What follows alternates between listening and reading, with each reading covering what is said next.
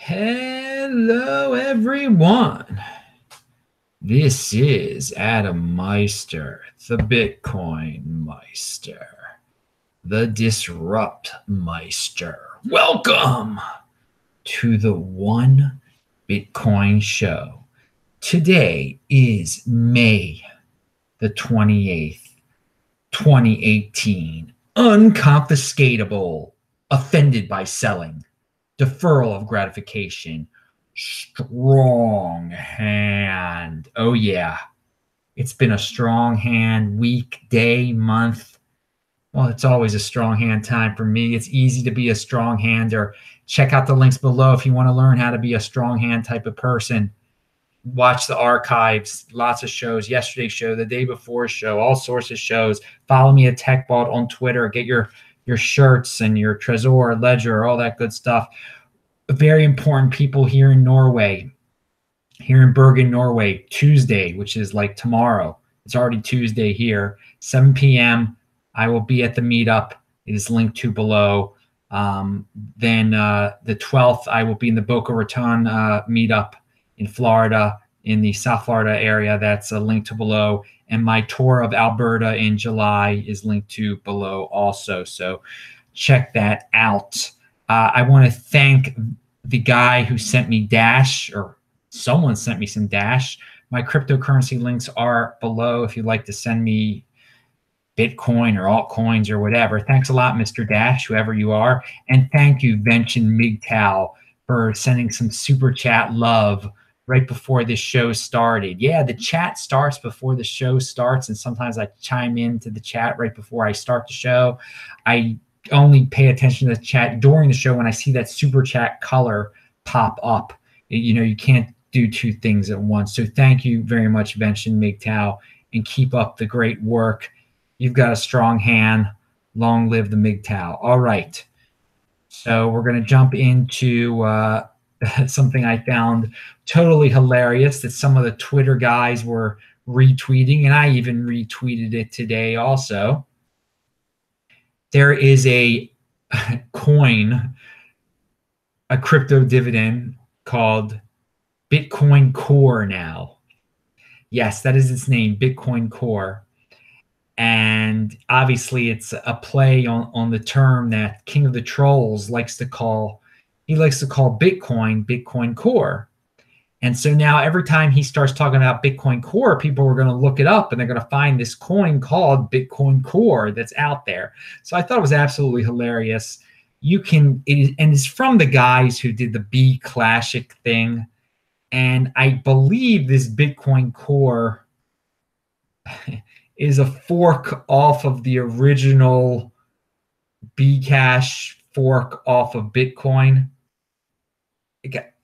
You know, the funny thing is it's already listed on some of these decentralized exchanges, and not that you value your wealth in fiat, but it's already $16.78 on BISC.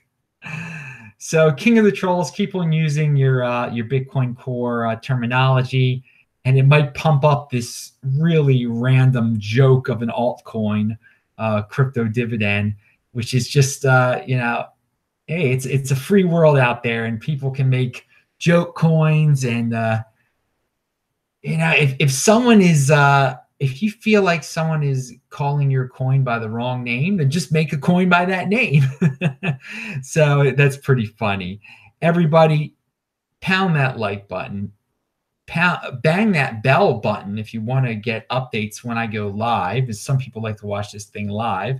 We got some nice live viewers right now. And yeah, subscribe to the channel and check out the links below. Now, it's, in terms, we're talking about fiat. Wow, the altcoins as of late have been losing a lot of value in terms of Bitcoin, because you value your wealth in Bitcoin, right? And Bitcoin dominance has gone up. But what I wonder, how about if Bitcoin even goes down more in terms of fiat? I mean, I don't want that to happen, because I know a lot of you have weak hands and will do silly things. because you don't understand that one Bitcoin equals one Bitcoin. You got to value your wealth in Bitcoin. But let's say it goes down a lot in terms of fiat.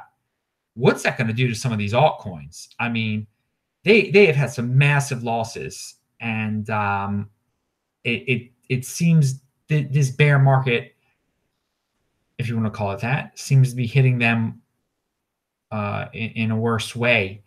And I mean, I think to myself, I mean, we haven't seen it yet, but could this really kill some of these altcoins? And of course, the chains will continue, but hey, maybe some will never recover, but you never know. That's why you don't play around in that space. It's for gamblers, okay? And we're going to get to that in a second. But it's just another reminder that despite this bear market, all these other coins that have been mentioned to have flippitings or whatever, they've had the time when Bitcoin's been weak to take over the top dog spot, and none of them, I'm not even going to name their names, none of them have come close to even attempting to take over the top dog spot.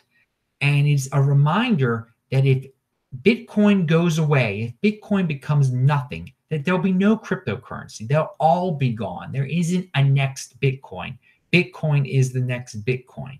And it's something really important to keep in mind, during the down times and during the up times. All right, Ansel Lindner has a great tweet that kind of goes with this a little bit. And I meant to mention this the other day, but hey, it's better I mention it now. Diversification in crypto is for people that don't know what's going on. Yeah, that pretty much sums it up. Then Ansel Lindner also has another one. And Ansel's been on the show many times. He's part of the World Crypto Network podcast, just like I am. I hope to meet Ansel one day in person. We've never met in person. Obviously, we've talked plenty over the internet, and he's been on my show. Let's see. Another one. You don't have to call bottoms in Bitcoin if you never sell. Oh, baby. That's so true. So I don't call I never sell. Come on, think long term. 2020 halving, people. So what's it? A holder of last resort? Is that what what's his Trace Mayer came up with that term? I'm a holder of, man. I'm holding, dude. I go down with the shit, baby. If Bitcoin it will not go to zero. But if it went to zero, I go down. Whatever. I'd go down. I'd lose it all. I don't care. I'm not giving it up. I don't have a weak hand. And I know it's not going to 0 or 100 or whatever ridiculous things that all these fudsters like to bring up.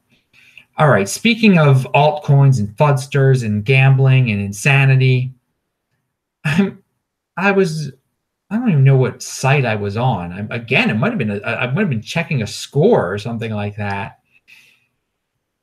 I was looking into the Stanley Cup. Not that I care about the Stanley Cup at all. I'm from Baltimore, but we don't care about hockey there. There are a few Capitals fans there. I don't care about the Capitals.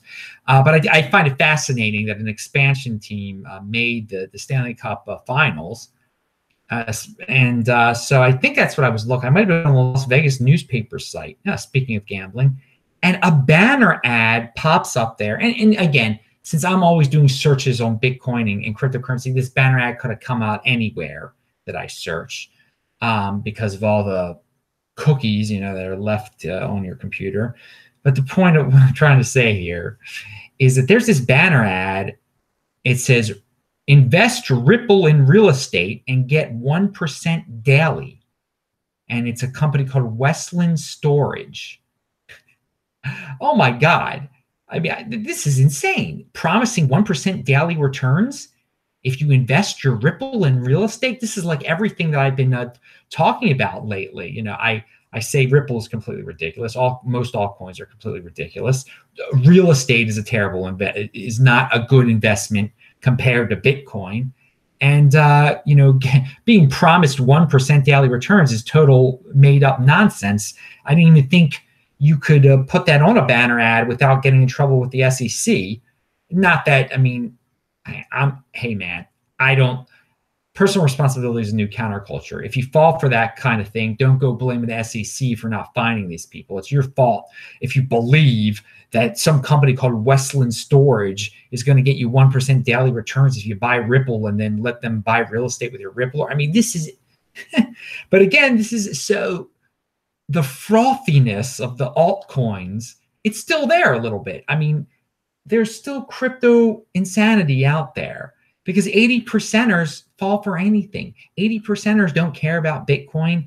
80%ers just see cryptocurrency as a way, well, which one's the hot one now that I'm going to be able to do something? They want to do something with their coins, which is completely ridiculous. You hold. You don't you don't waste your precious Bitcoin on Ripple and then use it to give to some dude who says he's going to get you real estate and get you 1% daily returns. Westland Storage. I did not link to them. I did not, but you can look it up yourself. All right. And yeah, I'm TechBalt on Twitter, TechBalt, and on Steemit, I am BitcoinMeister. Things are wild over there, of course. People, again, so we've gone over to what Ansel said about diversification. We've gone over me talking about altcoins. I've been talking about this for years here, yet still people ask me about what's your portfolio? What portfolio? Portfolio? Dude, Bitcoin. Okay, that's my portfolio. And then I get these free crypto dividends. I don't pay for anything else, okay? You don't waste, you only get, you've got a job or whatever, and you make a certain amount of fiat. Don't waste that fiat on to get a portfolio. I mean, that's such that's an old school term. That's for the old financial market. When you held your stocks, you needed you needed diversification and this and that and the other. Dude, that's old school. Okay. If you apply it into the cryptocurrency world, you're basically an 80%er. Okay. I mean, not everyone who diversifies is an 80%er, but you're going on that road there. Okay. It's the Bitcoin. It's about the Bitcoin. It is the big dog. 1 Bitcoin equals 1 Bitcoin. I mean, so I'm just shocked that people still ask me about, how much Litecoin is in your portfolio? Who cares about Litecoin? Really? Come on, guys. It's not. And that's like a legitimate altcoin too, but I mean, what's the point? What's the point? But I mean, at least they're not asking me like, how much IOTA do you have? And we'll get into IOTA in a second. Pound that like button. All right. Another question I get, and I've covered this before, but I think it's worth mentioning again. People say, well, how much Bitcoin should I own, Adam? How much should I try? And I say, hey, this is the 1 Bitcoin show. Try to get 1. But then people are like, well, I want more. And really, what's the goal, Adam? What's the goal? And I'll say, well, then 2, then 10, then 100. But they want something specific. So what I have said in the past, because people still do have their brains in the fiat world, you set a goal for yourself. You want to have $1 million worth of Bitcoin eventually. But you set a date. Like, when do I want to be a Bitcoin millionaire by? When do I want to be a Bitcoin millionaire by? And how many Bitcoin will I need to be a Bitcoin millionaire by that day? If it's January 2nd, 2027. So you figure it out yourself. But think, be strategic about it. But create a strategy, create a plan. How many Bitcoin do I need to become a Bitcoin millionaire by X date? You pick 2027, January 2nd, 2027.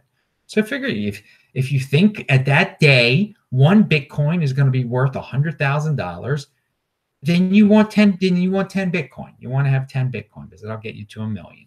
So play around there. Think to yourself. I can't tell you how much a Bitcoin is going to be worth in the year 2025. You have to. You've got the information's out there. You make a decision. Think to yourself, like, if you think in 2021 1 Bitcoin is going to be worth $1 million, then you only need 1 Bitcoin. I mean, if you want to be a Bitcoin millionaire, hey. So, I mean, think in that mindset. Think it's not up to me or anyone else to tell you how many Bitcoin you need. But again, you will be pretty darn elite if you have 1, I'll tell you. And you'll definitely be elite if you have 10. I mean, that's just the nature of the beast. They're only going to ever be 21 million of them. And there's a lot of people on this planet. There is a new site out there, crypto51.app. and it's a proof of work, 51% attack cost. This is a collection of coins and the theoretical cost of a 51% attack on each network. Now, I mean, I don't know how accurate this list is, but I mean, it's some of these altcoins, it doesn't cost very much to do a 51% attack. I mean, you got to check this list out. Again, I'm not going to fully trust the list, but it is interesting. Very interesting. All right, so let's go over a guy named Mike Thrat. What's his name? Mike Trott. He said in the chat yesterday, and I want to give attention to stuff, because I do read the chat afterwards. He said, "Thanks for all the positive vibes and valuable information. You've single-handedly trained me into a golden hold monk." Well, that's awesome, dude. Golden hold, strong hand, dude. Thank you, Mike. And then what's this guy's name? Fastino11. You're a good man, Adam. Thank you for all you do, trying to wake people up to the idea of being in control of their own money. Yeah, I thank you. And I'm glad people understand what I'm trying to do here. That it's about personal responsibility. It's about not being impulsive, deferral gratification. And this type of thing pays off in the long run. This is how these guys become rich. All the people that certain people are like, oh, they were just lucky, or I hate this person because they're rich. Don't hate. Don't call someone lucky. Take control of your own life and aim to better yourself and to become wealthy. Why not? I mean, if you're in this Bitcoin space, what an opportunity you have here. You know about this before most people on this planet know about it. So, just don't sit there and complain and be a no-coiner. Be in motion. And thank you, people, for understanding what I'm trying to do here and trying to, my style. You catch the style. All right. So here, Whale Panda has a tweet. According to experts, cryptocurrency trading addicts show the same kind of behavioral addictions as problem gamblers. Yeah, that's not a shock, because cryptocurrency trading addicts are gamblers. So there's really no difference. I mean, it's young guys who like gambling. Instead of betting on the Stanley Cup or on the Houston against Golden State tonight, they're betting on IOTA or something. I mean, yeah. So yeah, they're going to have the same problems as problem gamblers, because they are problem gamblers. Don't be a gambler. Don't be impulsive. Think long term. There is one rock. It is the Bitcoin. All right. And again, if Bitcoin goes away, then there'll be no cryptocurrency. You won't be able to gamble on this type of thing anymore. You'll have to bet on the Warriors or whatever. It is funny. I don't like the NBA at all, but it's so obvious that LeBron James is going to make it every year. It's just I don't know. I'm not saying it's fixed. That's an excuse. I guess he's good. I don't like the NBA at all. It's just a waste of time. I see the scores. You can't avoid them.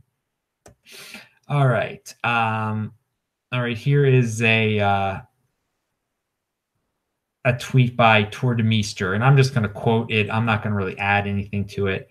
IOTA is a bad joke, but still has a $4 billion market cap, 5 times that of last summer.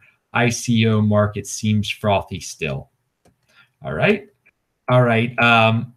Hey, BitcoinLasVegas.org. Speaking of Las Vegas, that's where Thomas Hunt is in motion, baby. He's created this Bitcoin Las Vegas. Thomas Hunt is the mastermind behind the World Crypto Network. He came up with that. And Thomas and I were hanging out in Denver. You guys saw it. Check out the archives if you want to see that video. But for you dudes in Las Vegas, he's doing these meetups up there. And so go to BitcoinLasVegas.org. And hey, man, it gives me some temptation to visit Las Vegas, which most of you know, or a lot of you know, is not my favorite city in the United States at all. Not at all. It's a very unhealthy place. I'm not a gambler. I don't go to buffets and gorge myself on unhealthy food. I don't smoke. I don't buy prostitutes. I don't go to strip club. I mean, it's really whoa, it's just a land of excess, and it's ridiculous excess for the just to be excessive. It's a lot of things that are wrong with the Western world are represented. But anyway, what Thomas is doing over there is good. So hey, it tempts me, and I know they're good people in Las Vegas.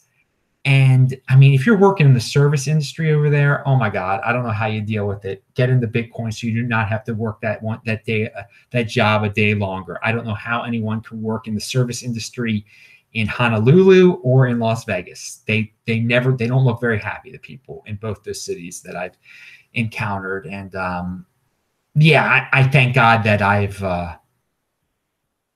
position myself in life to never have to work in the service industry. I mean, when I was a kid, when I was 16, when I worked at and then when I was in college, I did the food service thing a little bit, but that was in college. That was what was that, work study they called that? Yeah, that wasn't real work. It was sort of real work. When I was 16, I worked in an aquarium store in Randallstown, in a suburb of in one of the northwest suburbs of Baltimore. For those of you who, but yeah, so I guess that was well, that's not that was just retail. That wasn't the service industry. I don't even know. I don't even know. I can't even tell the difference anymore. I'm so far removed from that stuff.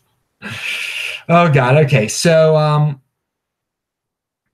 what is this? Well, I don't even know what this. Oh, Cryptopia. Okay, this is the end of the show here. Cryptopia, which is an exchange in New Zealand. I found this tweet to be very interesting, and I'm not exactly sure how to interpret it. Maybe you guys can give your opinion below. And it says, calling all coin development teams who are keen to list their coin on Cryptopia. We are having our coin listing fee until midnight, June the 4th. Please see this Help Center article for further information on how to list your coin with us. So all of a sudden, I mean, I thought like all sorts of coins were trying to get on all sorts of exchanges, trying to bribe them and everything. And now they're cutting their bribe in half. So what's going on here? Is the demand to get listed on these exchanges? Are there not as many coins trying to get on these? And Cryptopia isn't that, I mean, it's a known exchange. It isn't that like out of the blue. It's in New Zealand. I mean, are they having some troubles that I do not know about? I know they've had issues in the past, but it hasn't been that like sketchy of an exchange. I mean, there's a lot sketchier than it. And one would think now that Poloniex and maybe some of these other higher up exchanges are getting stricter with identity, that some of these other exchanges that aren't so strict with identity would grow larger and wouldn't have to offer discounts for coins to be listed on there. And again, it's just a temporary discount, so they say. But I found this to be very interesting. Again, what do you think's going on here? Are some of these exchanges have they been blowing all their money, and now they're not as many altcoins trying to get on them, or have all these altcoins run out of money now that in terms of Bitcoin, the value of their altcoins have gone down significantly? There's probably a lot of different things in play here. We'll have to see what happens. Maybe some exchanges are going to go belly up. Maybe some more of them are going to be very public about like saying, hey, we need new coins. We will give you a deal. Because I've never really heard that before. I've never heard an exchange even publicly advertise itself, say, hey, come to us. Usually you've got these coins begging to be on these exchanges. So maybe the tide is changing. Who knows? Who knows? All right, I'm Adam Meister. I thought it was very interesting, though. I'm Adam Meister, the Bitcoin Meister, this Route Meister. Remember to subscribe to this channel, like this video, share this video. Do check out the notes section below. I will say hi to you guys in the chat right now. Bye-bye, guys.